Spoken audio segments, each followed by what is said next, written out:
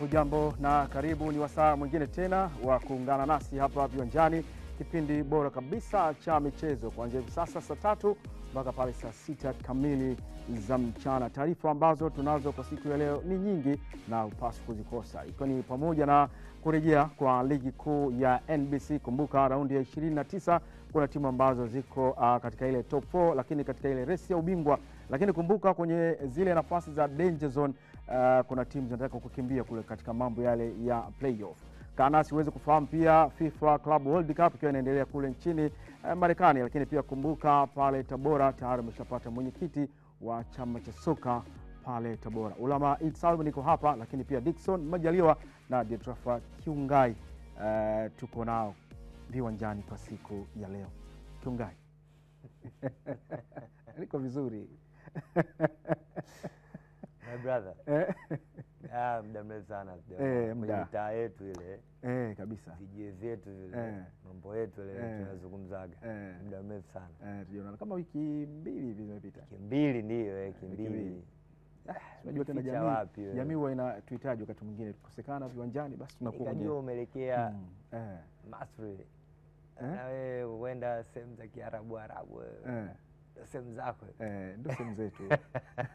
Mashariki ya Kati unachangamka kule. Kabisa kabisa. Yale maneno yako yale niliambizi nikataka nikupigie simu. Kwa hiyo labda niko kule, sio? Kabisa kabisa. Nipo mjini. Nimefurahi kukuona. Shukrani sana. Inazidi. Dickson. Mambo vipi? Safi kabisa. Tuko vizuri. Kabisa kabisa. Mambo yanaenda vizuri. Mambo yanaenda. Au sio? Yep. Sawa.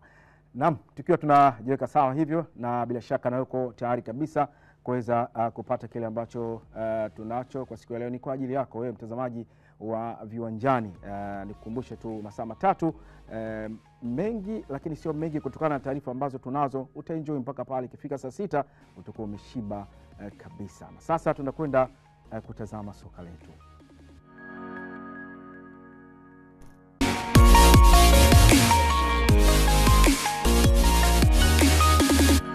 Mzunguko wa 29 wa ligi kuu ya soka ya Tanzania bara NBC Premier League unatarajiwa kuendelea Juni 18 siku ya Jumatano saa 10 kamili jioni, kwa michezo yote 8 kuchezwa katika muda mmoja. Mzunguko huo unachezwa kabla ya tamati ya ligi kuu NBC msimu wa 2024-25 unatarajiwa kuhitimishwa Juni 22 kwa michezo 8 kuchezwa, muda mmoja ukibaki mchezo mmoja tu wa dabi ya Kariakoo kati ya Yanga dhidi ya Simba utakaochezwa Juni 25 Jumatano ijayo. Tutakwenda kukuwekea pia msimamo wa ligi kabla ya mzunguko wa 29 uweze kufahamu kabla ya mzunguko huo timu ipi ipo katika nafasi ipi. Lakini kumbuka vijana kule toka Chunya Ken Gold wenyewe washatoa mkono ule kwamba mwakani wanakwenda kucheza ile championship.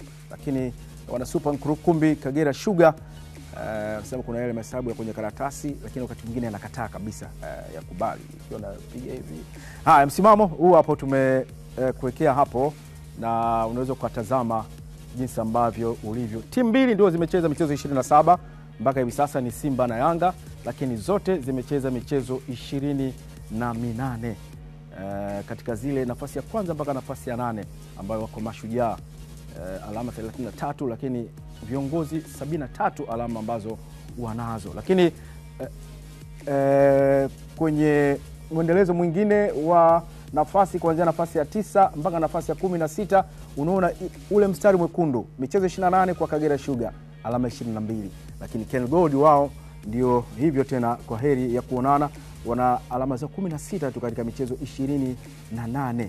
Unaona jinsi ambavyo hali ilikuwa tete kweli kwa msimu kwa upande wao. Lakini kwa Fountain Gate vijana wa Tanzania kwa pale Babati, nafasi waliokuepo ni nafasi ya 14. Walikuwa na wakati sio mzuri katika mzunguko wa pili, michezo 28 alama 29. Tanzania Prisons wajelajela nafasi ya 13 alama 30. Sasa hapa utaona timu ambazo zinakwepa kucheza playoff umefungana alama 29 30 31 31. Dickson Majaliwa, ukiangalia pale ya kwanza na hii ya pili, huko naona kuna mshike hasa kuanzia timu ya 10 Coastal Union na Mungo, Pamba Jiji na Tanzania Prison na Fountain Gate. Zote zinaweza zikacheza playoff kutokana na mechi ambazo zimebaki, lakini Ukiwazungumzia Fountain Gate ndio timu ambayo kiukweli haikutakiwa kuwa hapo, lakini kwa namna ilivyoanza ligi, lakini baadaye kwenye mzunguko wa pili kila kitu kilibadilika. Ndio. Wakafukuza makochi baadhi, then matokeo kaanza kuwa hayapatikani, matokeo ya ushindi. Kwa hiyo wako kwenye nafasi, yani kama ikatokea wanashuka daraja itakuwa ni loss kubwa sana kwao kutokana na walivyoanza ligi. Na hii inakuonyesha namna gani ambavyo mpira utabiliki. Kwa namna walivyoanza ligi ulikuwa unategemea maybe wanaweza wakawa kwenye top 4 au top 5 kwa sababu kuna muda walikuwa ndio wakiongoza ligi kwa temporary. So ni matokeo ambayo kiukweli yanahuzunisha kwao kuwa hapo, lakini kwa timu kama Tanzania Prison nafikiri wenyewe msimu wao ulikuwa hivi toka umeanza. Hawajawahi kuwa kwenye kiwango kizuri cha kupata matokeo ushindi mfululizo au kuwa kwenye kiwango kibaya. Wamekuwa na hizi inconsistencies za mara kwa mara. The same kwa Pamba Jiji ambayo nafikiri yenyewe ndio imejikomboa kwa sababu ilianza ligi vibaya zaidi. Ilikuwa kwenye nafasi za chini, lakini angalau sasa hivi wana uhai, wanaweza wakasema tunaweza tukapambana, na hata wakicheza playoff bado itakuwa sio vibaya kwa sababu msimu ulivyoanza ni kama tayari walikuwa wameshopoteza. Kwa hiyo kwa Pamba Jiji naona wako sawa na kwa Namungo pia. Namungo wamekuwa na inconsistency, yani hawakuwa kwenye kiwango cha kupata ushindi mfululizo kwa sababu timu ambazo zimekuwa na kiwango kizuri, unaona kwa mfano Dodoma Jiji, JKT, Tabora, hizo ndio zile timu za kati ambazo zilikuwa na viwango vya mfululizo vya kupata ushindi wa matokeo, na kuwa maybe unaenda hata unbeaten ya mechi 4, mechi 5, mechi 6, hii inakusaidia inakuwa sawa. Kwa hiyo kuanzia kwa timu ya 10 mpaka ya 10 na 14 nafikiri yoyote anaweza akacheza playoff kati ya hizo. Haya, kwa jinsi ambavyo msimamo ulivyo, lakini michezo ambayo inakwenda kuchezwa, Pamba Jiji wanakwenda kucheza na JKT Tanzania, Namungo wao wanakwenda kupambana na Kagera Sugar, Dodoma Jiji dhidi ya Singida Black Stars, lakini Mashujaa dhidi ya KMC katika uwanja wa Lake Tanganyika Kigoma, Ken Gold dhidi ya Simba Sports Club, Tanzania Prisons na Yanga, Azam FC na Tabora, Coastal Union dhidi ya Fountain Gate. Kiungai kuna michezo ambayo yote ina muhimu. Lakini kuna ile michezo ambayo unasema hapa nyasi zitang'oka. Pamba Jiji, JKT Tanzania. What a game hiyo. Hiyo ni bonge la mechi. Bonge la mechi. Bonge la mechi kubwa sana. Bado wana uhitaji mkubwa JKT. Pengine Pamba ndio wana uhitaji mkubwa kuliko JKT. Uhitaji wa Pamba ni kutokana pia na nafasi yao ambayo wapo. Pamba bado hapo katika nafasi ya hatarisha kucheza playoff. Alama 31. Ni alama ambazo yote kati ya Fountain Gate, kati ya Coastal, kati ya timu ya 10 mpaka 10 anaweza kumvuka, alafu yeye akashuka katika nafasi zile ya 13 na 31. Umeona? Kwa hiyo ukitazama mazingira ya nafasi yanaongeza ugumu na uhitaji kwa Pamba kuliko JKT ambaye hayupo kabisa katika mafikirio au kuwaza kwa maana anaweza kucheza playoff. Tayari ana alama nyingi sana ambazo alizikusanya mapema na kupata matokeo ambayo yamemfanya kukaa katika nafasi salama, ambayo sasa hivi anaweza Amadiala atakuwa anashusha pumzi kwamba hatuna kibarua kingine kigumu zaidi ya kufikiria msimu unaokuja nini ambacho tunakiwa kukifanya, kama tunabakisha wachezaji ambao wameweza kutusaidia msimu huu, kama tunaboresha maeneo ambayo yalikuwa yanaonekana na changamoto, kama tunawekeza zaidi kuvuka malengo ya msimu ambao tumeona wameweza kupambana, wameweza kucheza vizuri na timu yao imekuwa tishio pale tu wanapocheza katika uwanja wao wa Isamuhyo. Kwa hiyo JKT wao wako salama. Yaani wako salama salmini bila kuwa na pressure yoyote wala kuwaza chochote tofauti na Pamba Jiji ambaye yeye lazima atie mkazo, yeye lazima hakikishe michezo ambayo imesalia apate angalau ushindi aidha katika mchezo yote au mchezo mmoja ili kujinasuru katika ile nafasi ya kucheza playoff. Wamepita takriban miaka 22, 23, 24 kuwepo katika ligi kuu. Ni muda mrefu sana. Tumeona walivyokuwa na struggle katika upande wa championship. Kila msimu wao walikuwa naishiaga hatua ya playoff. Ni kitu ambacho kilikuwa kinawauma, na hata kwa upande wa mkoa wa Mwanza Pamba Jiji walikuwa na misi sana kuwepo ligi kwa sababu mkoa ulikuwa kidogo umepoa kutokana na timu yao imekuwa na nguvu zaidi kuliko timu nyingine ambazo zinashiriki ligi kuu kwa sababu ya mafanikio, na ni timu ambayo imeshawahi kufanya vizuri katika upande wa ligi kuu Tanzania bara. Kwa hiyo mazingira ya Pamba Jiji na hata namna ambavyo waliamka wakati wa dirisha dogo, uliona kabisa kuna kitu wanakihitaji katika upande wa ligi kuu ili msimu huu wasalie, alafu msimu ujao waanze kutafuta karata nyingine ambazo zitakuwa na nguvu zaidi.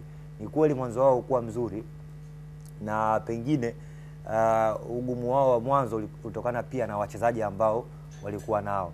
Lakini walipostuka wakaongeza wachezaji ambao sasa hivi unawaona wanafanya vizuri kutokana pia na experience player ambao wamesajili kiwemo Deus Kaseke.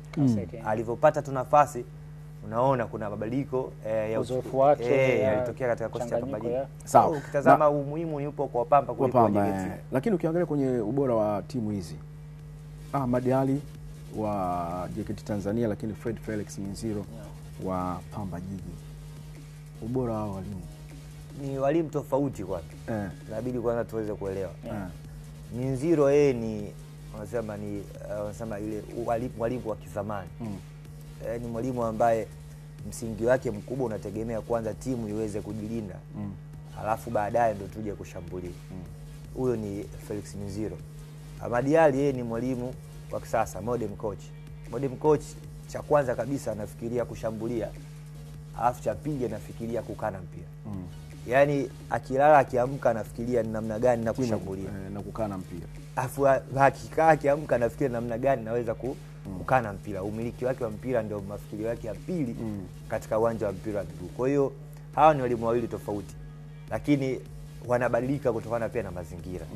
Kuna wakati tulikuwa tunaiona JKT ikizuia kutokana na uhitaji wa mechi na mpinzani ambaye anakutana naye. Haiwezekani na ni ngumu akutane na Yanga, akutane na Simba, JKT akaweza kupishana nao. Kuna kitu atakuwa anakitafuta kibaya zaidi kutokana na quality ya wachezaji ambao nao na quality ambayo timu hizi mbili au tatu, Azam, JKT, Azam, Yanga, tumeona mcheza na Azam, mcheza na Simba, mcheza na Yanga, walikuwa na matokeo si mabaya. Wakiwa katika uwanja wa Isamuyo wako vizuri, kwa sababu wakiwa katika uwanja wa Isamuyo wanachagua kipande chao, kwamba sisi kipande chetu nyie mtakuja tu. Mkishakuja tutakuwa tunawasimamisha wachezaji wetu ambao ni kasi, Kichuya, kina Gamba, wakae katika maeneo ya offensive, wasubirie transition tuje kuwashambulia. Lakini wakicheza na timu nyingine hizi tofauti na Simba na Yanga katika uwanja wa JKT, hawa wapinzani wanapata tabu, JKT wanapata matokeo ushindi. Okay. Mechi nyingine Namungo dhidi ya Kagera Sugar, mechi ambayo itapigwa katika uwanja ule wa Majaliwa pale Ruangwa Lindi. Namungo na wao walikuwa hawako na msimu mzuri, vijana hao wa Juma Ramadhani Mgunda, Dickson Majaliwa. Hii ni mechi ambayo Kagera wanaweza wakasema hapana, tufuke na mboka peke yetu. Ubaya mtafute mtu ubaya.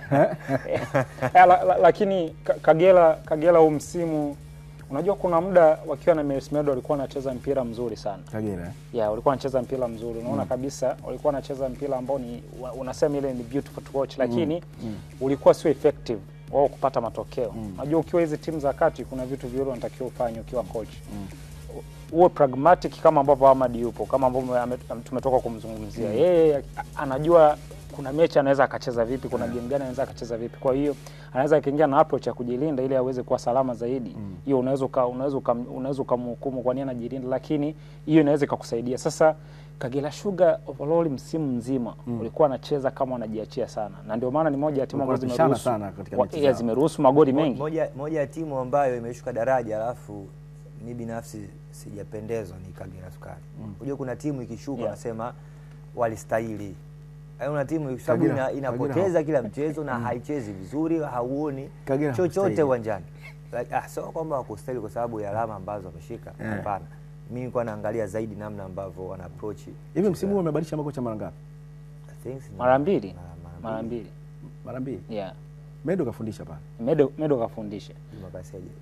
Juma Kaseja sasa hivi ndio kwanza na Medo. Kwanza na Medo. Kuna Mganda alikuwa pale. Ndio. Kwa Medo alivyoingia ndio wale makocha watatu. Watatu.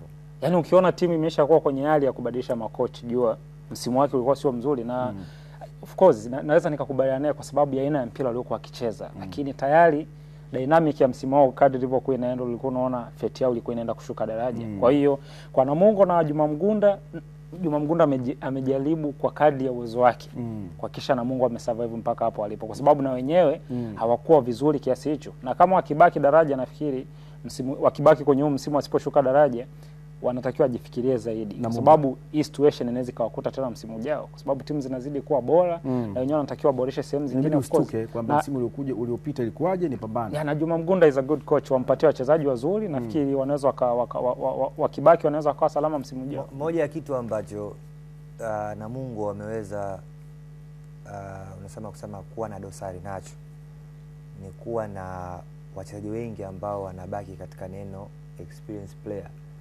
alafu sio wachezaji ambao wanaweza kukupa ushindani kwa sasa hivi. Kwa sababu ukitazama wazoefu wengi alafu nguvu yao imeshashuka. Wameshachoka. Kwa sababu ukitazama eneo tu la ulinzi ndio sehemu ambayo wapinzani wamekuwa wakilipiga mara kwa mara, kwa sababu wanajua wana wachezaji wengi ambao hawana nguvu ya kutosha kupambana kwenye eneo zima la kasi. Okay. Sawa.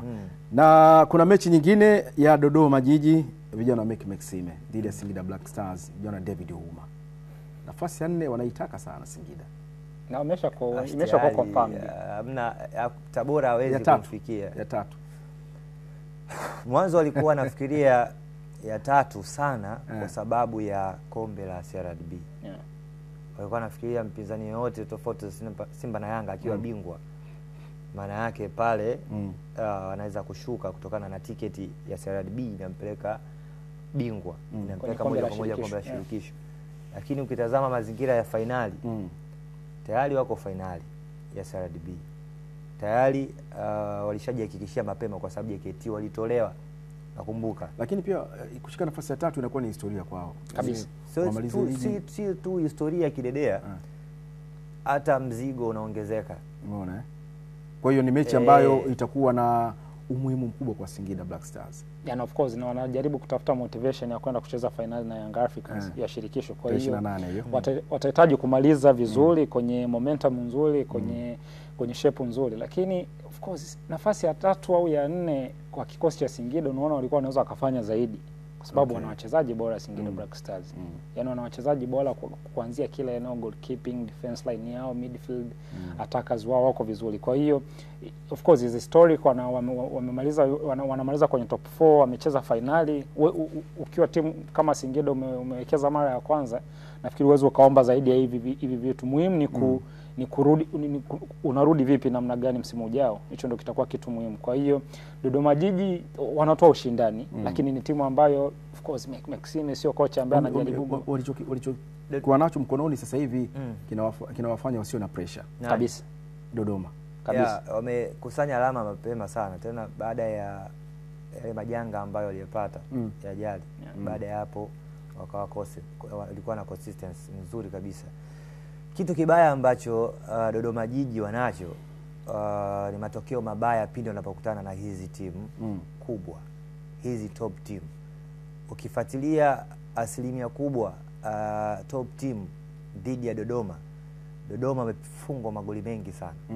Mechi ya mwisho Dodoma alicheza na Azam, nakumbuka alifungwa magoli 5. Nenda katazame matokeo ya Dodoma na Yanga, alifungwa goli 4 sijui.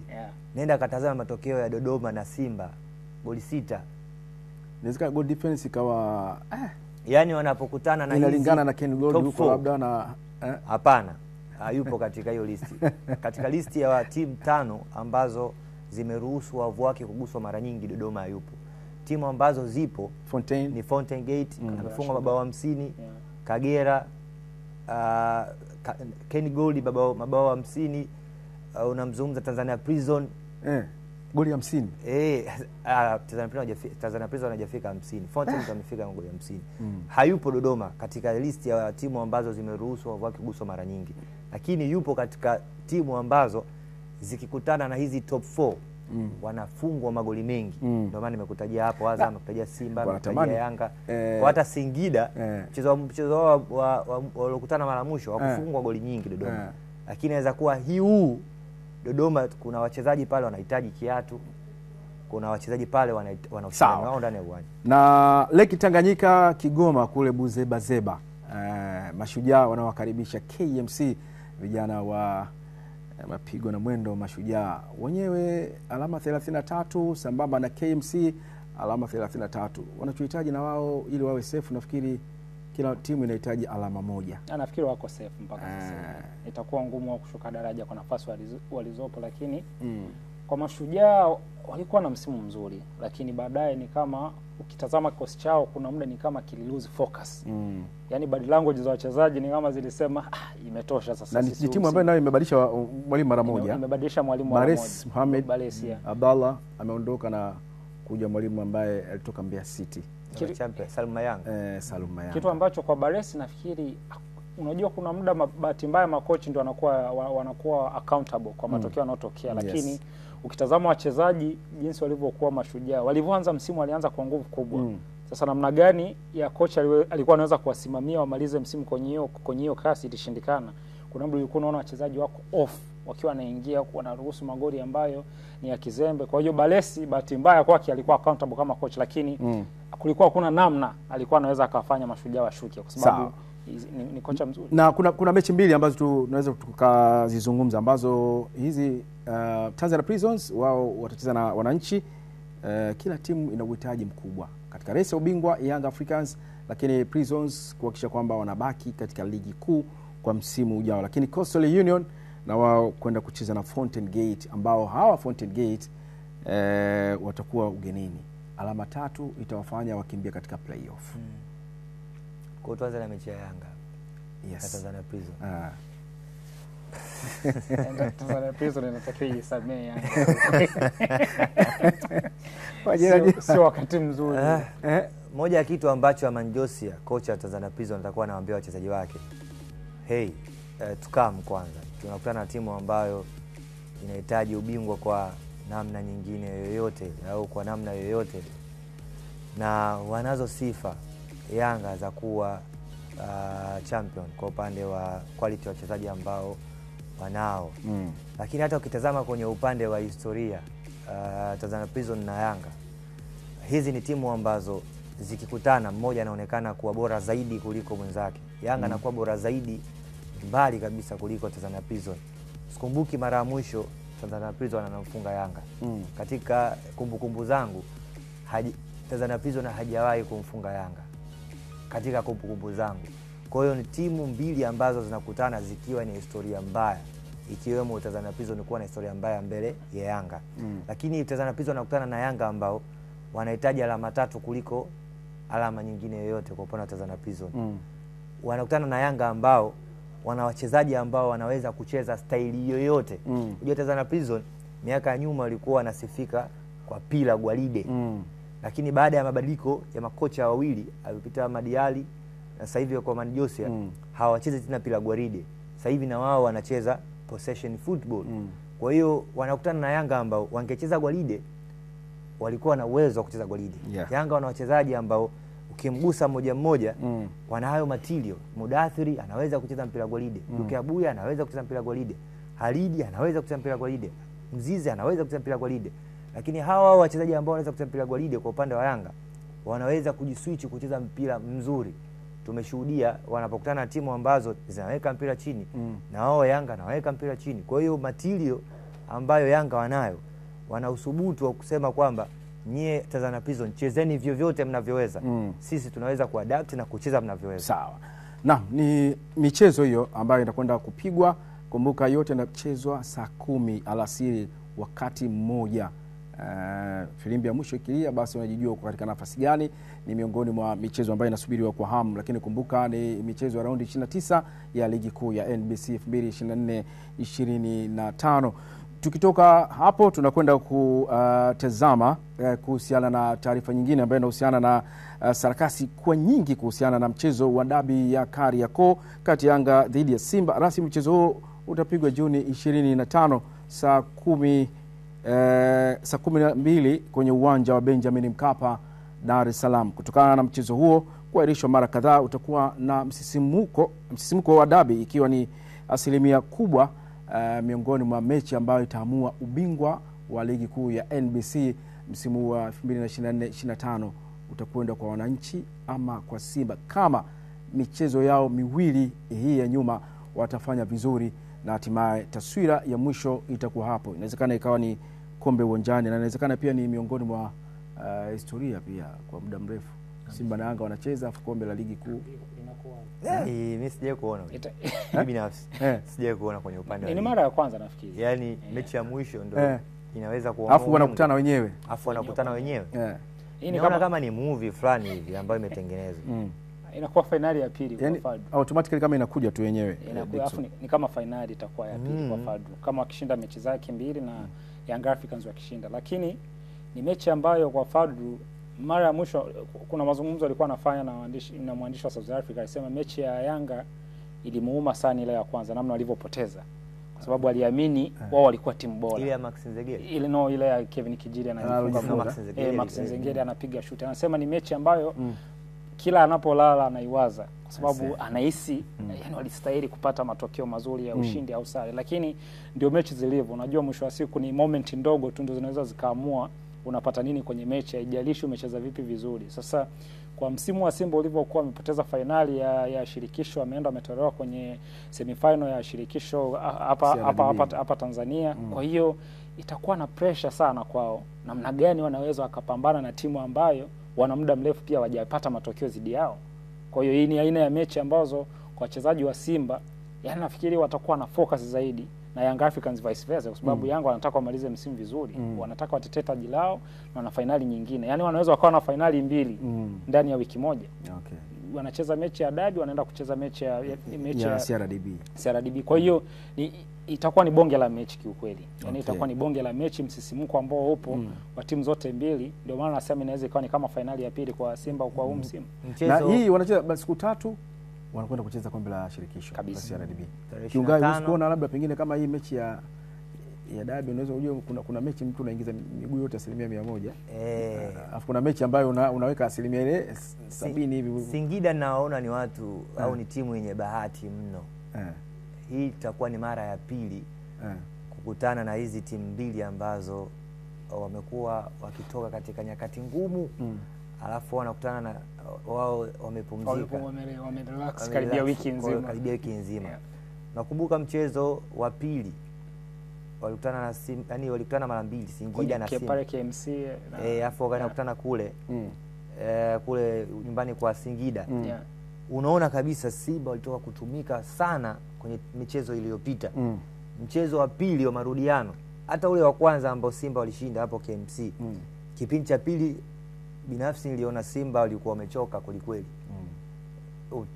Uwanjani unaona kabisa uwanja umeinama. Kwa mara ya kwanza unaona Simba dakika 45 nzima Singida wanakuja kuwatafuta langoni kwa Simba. Mchezo wa pili tukashuhudia dakika zote 90 unaona wachezaji wanatamani kufika lakini miguu inakataa kwa sababu wametumika mno. Kwa hiyo itakuwa ni mara ya pili. Yanga wanatoka kucheza dabi. Alafu wanakutana na Singida finali. Yaani Singida watakuwa wanawatazama wachezaji wa Yanga. Yule uchovu, fatiki. Watakuwa wamechoka, wamefanya kazi kubwa sana. Na mapumziko ni kweli kanuni zinasema masaa 72. Lakini kanuni hizo kuna binadamu pia. Binadamu unaweza kuwa ukampangia kanuni lakini mwili wake ukakataa.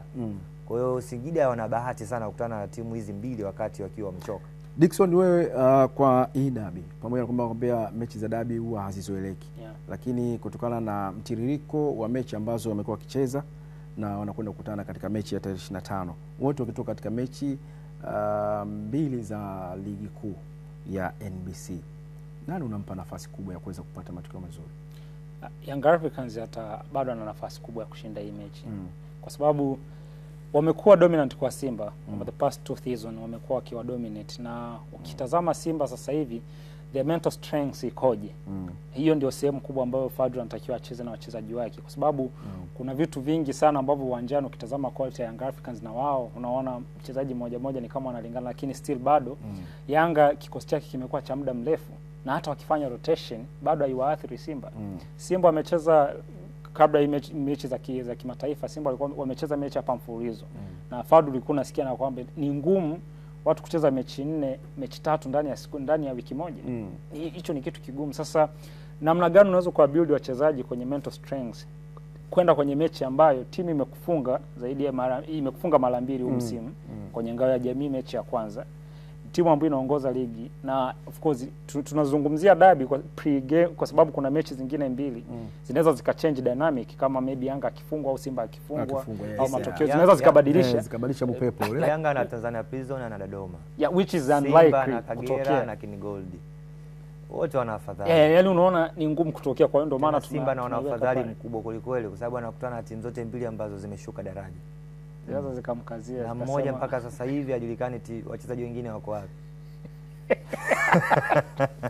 Kwa hiyo Simba wana uafadhali mkubwa katika michezo miwili kuliko au hata Yanga. Au siojulikana wako wapi kukutana kwa hatari hao. Hapana. Haya bwana. Sawa.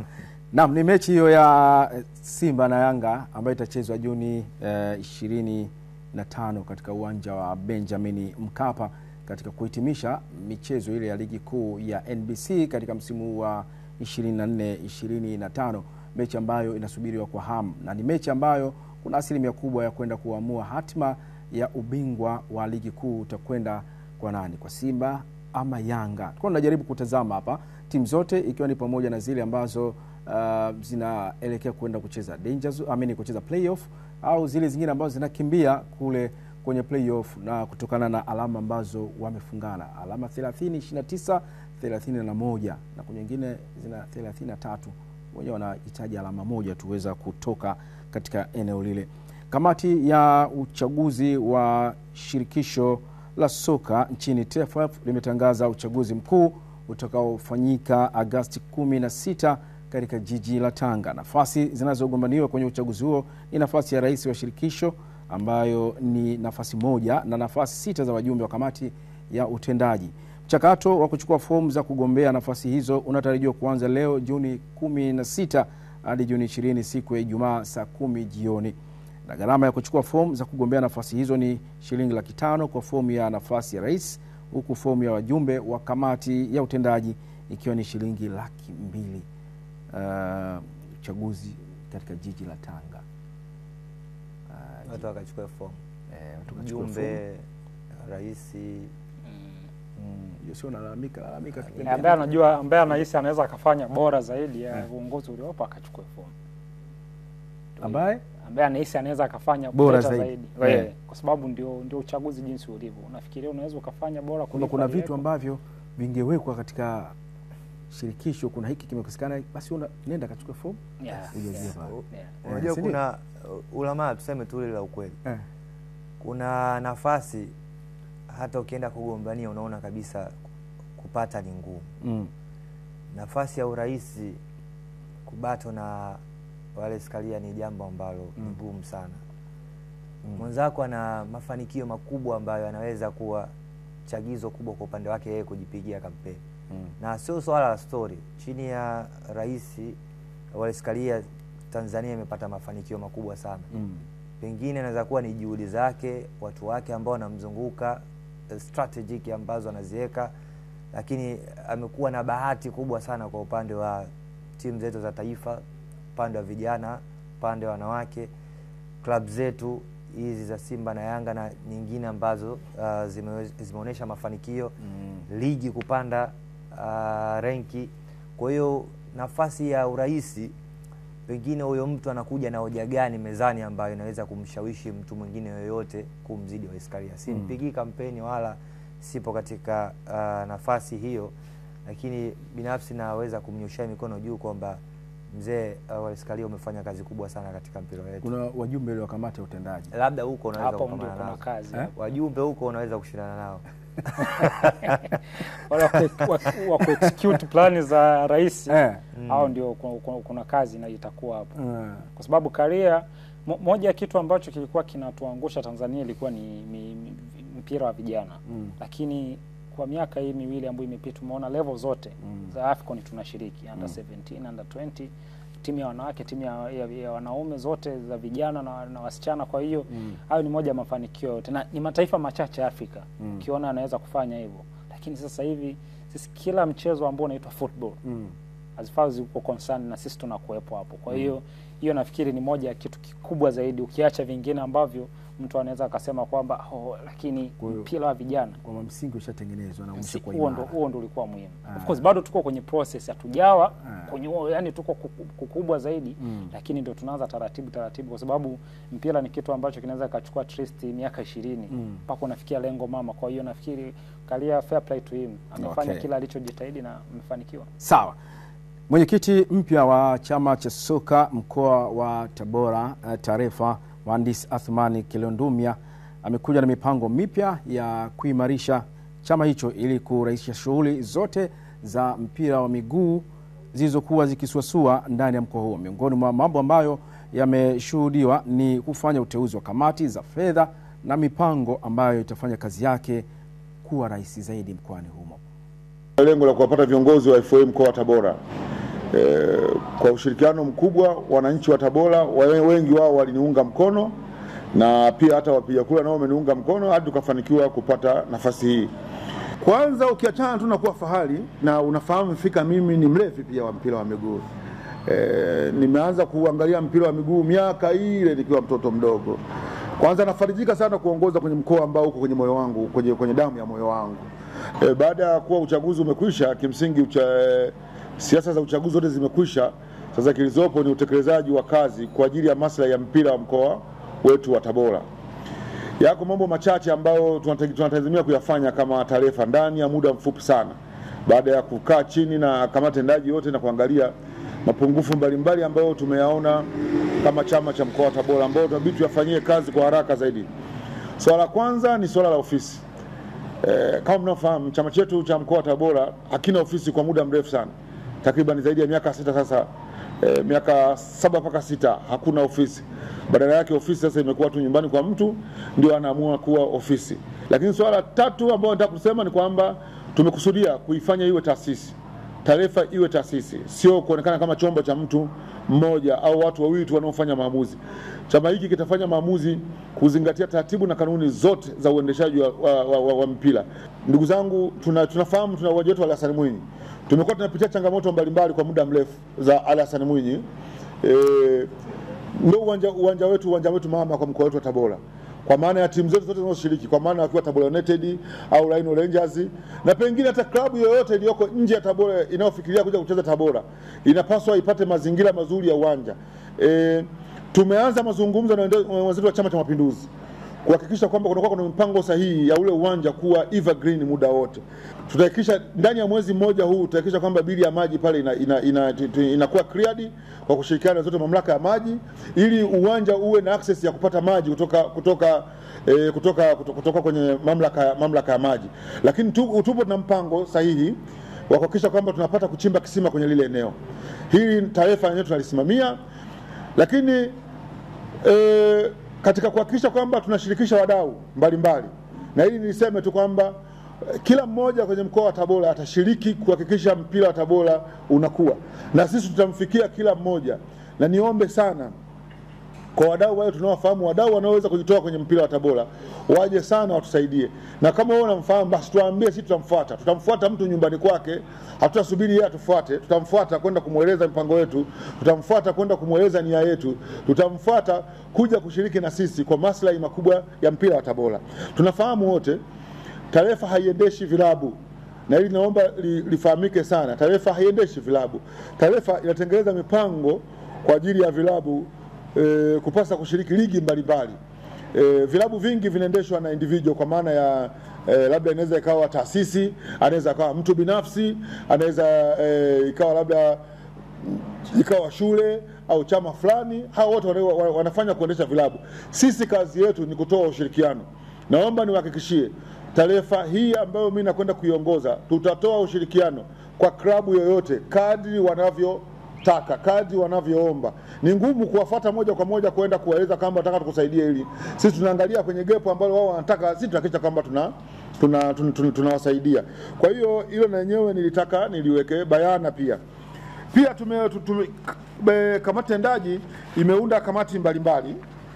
Kamati ya mipango na fedha Unajua ili mambo yaende lazima kuwe kuna mipango na upatikanaji wa fedha kidogo. Kwa hiyo tumeunda na tunaendelea kuongeza watu wengine. Ila kwa kuanzia hawa wachache tumezungumza nao, nitawataja. Tumezungumza nao na wamekubali positively kabisa kutuunga mkono kuhakikisha kwamba mpira wa Tabora unakuwa. Tumemwomba kaka yetu Hussein Mohamed Bashe atakuwa mwenyekiti wa kamati hii, atasimamia hii kamati. Lakini makamu mwenyekiti wake atakuwa Engineer Mwajuma Juma Waziri. Mheshimiwa Hussein Bashe tunamfahamu. Engineer Mwajuma Juma Waziri ni katibu mkuu Wizara ya Maji, ni mzao hapa Tabora, naye pia tumemshirikisha na amekubali positively kutuunga mkono. Ndugu zangu waandishi wa habari, nitaka niwaeleze haya machache, lakini niendelee kuwashukuru wananchi wa Tabora, wadau hasa wa michezo. Niendelee kuwashukuru nyinyi waandishi wa habari kwa ushirikiano mkubwa ambao mmekuwa mnanipatia kipindi chote cha kampeni, na naamini kwamba mtatupa sana ushirikiano kwa kipindi hiki. Lakini pia katika hilo kamati tendaji inamtangaza Awaz Sabuni kuwa katibu mkuu wa chama cha mpira wa miguu mkoa wa Tabora, ambaye majukumu yake yameanza tangu jana. Karibuni. Naam, mikakati ya mkoa wa Tabora kama ambavyo umemsikia hapo mhandisi Athman, jinsi ambavyo amezungumza. Mikakati ni mikubwa na siku zote mikoani vyama vya michezo kumekuwa na shida, lakini na baada ya kuibuka na ushindi wa bao moja kwa bila dhidi ya Shabana FC na kufikisha alama 64, kikosi cha Kenya Police kimetoa ubingwa wa Kenya, ikiwa ni ubingwa wake wa kwanza chini ya kocha Etienne Ndairagije katika ligi kuu ya Kenya maarufu kama FKF, ukiwa umebaki mzunguko mmoja wa ligi hiyo kufikia tamati. Vita iliyobaki ni nafasi ya pili kwa Gor Mahia Kogalo hawa wenye alama 58, Kakamega Homeboys wenye alama 57 pamoja na Tusker wenye alama 56. Hatimaye ndoto zimetimia kwa Police Kenya. Huu ni msimu wao wa walipanda 2021. 2021 mpaka leo misimu minne. Sio kitu chepesi kwa upande wa timu kama Police Kenya kuwa bingwa mbele ya Gor Mahia. Sio kitu chepesi kwa upande wa timu kama Police Tanzania kuwa bingwa mbele ya Tusker, kwa sababu hao ndio wamekuwa mabingwa mara nyingi katika kombe hili la ligi kuu nchini Kenya. Wamekuwa watetezi mara nyingi na wamekuwa wanasema miamba kweli. Haukuona Police Tanzania kabla ya msimu hujaanza kwamba wana dalili zozote za kuwa bingwa msimu huu, kutokana na uwekezaji, kutokana pia na ushindani ambao timu nyingine wamekuwa na ushindani bora zaidi kuliko Polisi ya Kenya. Kwa hiyo binafsi mtu wa kwanza kabisa ambaye namtazama kwamba yeye ndo ameweza kufufua matumaini ya Police Kenya ni kocha Etienne Ndairagije. Amekuwa kocha wa timu nyingi kwa upande wa Tanzania na hata timu ya taifa, na amekuwa na mafanikio makubwa. Na jana wakati anahojiwa baada ya mechi kumalizika, ameshukuru wale wote ambao walikuwa wanamzunguka, lakini timu yake, wachezaji na familia yake kwa kile ambacho amekionyesha kuweka historia katika ligi kuu ya pale Kenya baada ya kuchukua ubingwa wao wa kwanza kabisa. Tukitoka hapo tunakwenda kuangalia taarifa ambayo inahusiana na Samia Cup ambayo ilikuwa ikifanyika katika uwanja wa Pugu Mnadani. Imefikia tamati kwa timu ya Chanika United wenyewe kuibuka na ushindi wa mikwaju ya penalty 4-2 dhidi ya Young Boys. Wadau mbalimbali wametoa maoni yao mara baada ya finali hizo, huku lengo ikiwa ni kusapoti juhudi za Mheshimiwa Rais katika sekta ya michezo pamoja na kuibua vipaji vilivyo katika jimbo hilo la Ukonga. Kubwa ukiona wananchi na watu wengi wamejitokeza katika michezo. Sisi wadau wa michezo huwa tunapenda tukifanya mambo ya michezo kama haya mpira ukute umati wa watu. Hapa Pugu stesheni pemekuwa ni watu, tunasema kwa michezo kuna watu chizi mipira, watu wanaopenda sana mipira. Ukitizama umati ule ukwepo ni watu ambao wana mapenzi na kitu kinachoendelea hapa. Kwa ni ile watu wanavokuja